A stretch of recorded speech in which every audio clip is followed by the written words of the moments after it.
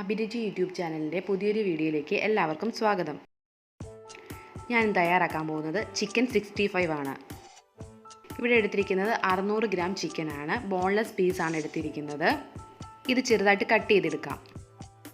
ചെറുതായിട്ട് കട്ട് ചെയ്തെടുത്തിട്ടുണ്ട്. ഇതിന് അരപ്പ് തയ്യാറാക്കണം. അതിന് വേണ്ടിയിട്ട് 2 ഇഞ്ച് നീളത്തിലുള്ള ഇഞ്ചി എടുത്തിട്ടുണ്ട്. 15 വെളുത്തുള്ളി, മല്ലിപ്പൊടി 1 ടീസ്പൂൺ, മുളക് പൊടി 2 ടീസ്പൂൺ, പെരിഞ്ജീരകം 1 ടീസ്പൂൺ, ഗരം മസാല 1/2 ടീസ്പൂൺ, കുരുമുളക് പൊടി 1/2 ടീസ്പൂൺ, കറിവേപ്പില 3 തണ്ട്.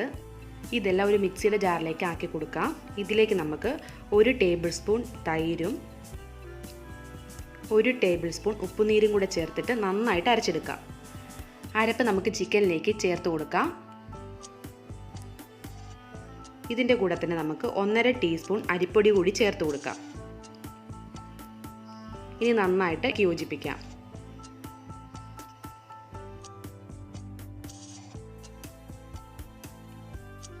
നന്നായി ഇളക്കി യോജിപ്പിച്ചതിന് ശേഷം നമുക്കൊരു 2 മണിക്കൂർ ഫ്രിഡ്ജിലേക്ക് മാറ്റി വയ്ക്കാം. ഫ്രിഡ്ജിലാക്കി വെച്ചിട്ട് ഇപ്പോൾ 2 മണിക്കൂർ കഴിഞ്ഞിട്ടുണ്ട്. ഇനി ഇത് നമുക്ക് ഫ്രൈ ചെയ്തെടുക്കാം. നമുക്കൊരു പാത്രം നന്നായിട്ട് ചൂടായതിന് ശേഷം വറക്കാൻ ആവശ്യമുള്ള വെളിച്ചെണ്ണ ഒഴിച്ചു കൊടുക്കാം. എണ്ണ നന്നായിട്ട് ചൂടായി വന്നിട്ടുണ്ട്. ഇതിലേക്ക് നമുക്ക് ചിക്കൻ്റെ പീസ് ഇട്ട് കൊടുക്കാം.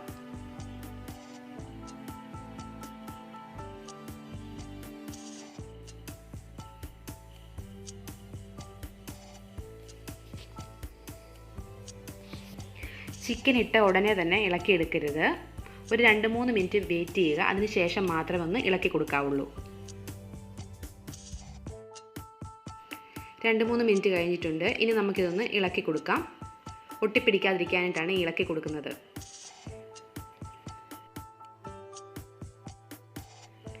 ഫ്രൈ ആയി വന്നിട്ടുണ്ട്. ഇത് നമുക്ക് വേറൊരു പാത്രത്തിലേക്ക് മാറ്റാം.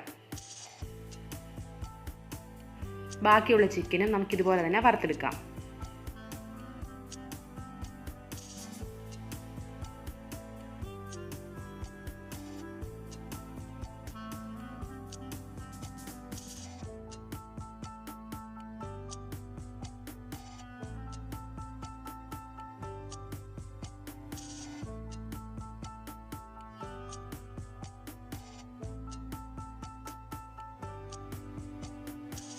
ചിക്കൻ മുഴുവനും നമ്മൾ വറുത്തെടുത്തിട്ടുണ്ട്.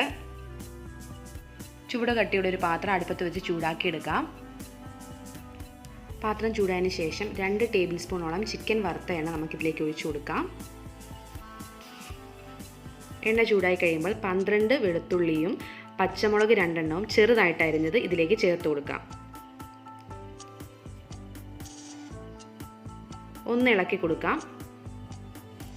അതിനുശേഷം ഇതിലേക്ക് നമുക്ക് 2 തണ്ട് കറിവേപ്പില കൂടി ചേർത്ത് കൊടുക്കാം. ഇനി നമ്മൾ വറുത്ത് വെച്ചിരിക്കുന്ന ചിക്കൻ ഇതിലേക്ക് ഇട്ട് കൊടുക്കാം.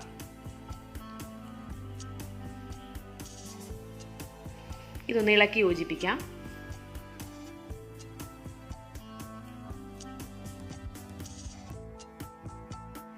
ഇനി ഇതിലേക്ക് 1/2 ടീസ്പൂൺ കുരുമുളക് പൊടി കൂടി ചേർത്ത് നന്നായിട്ട് ഇളക്കിയെടുക്കാം.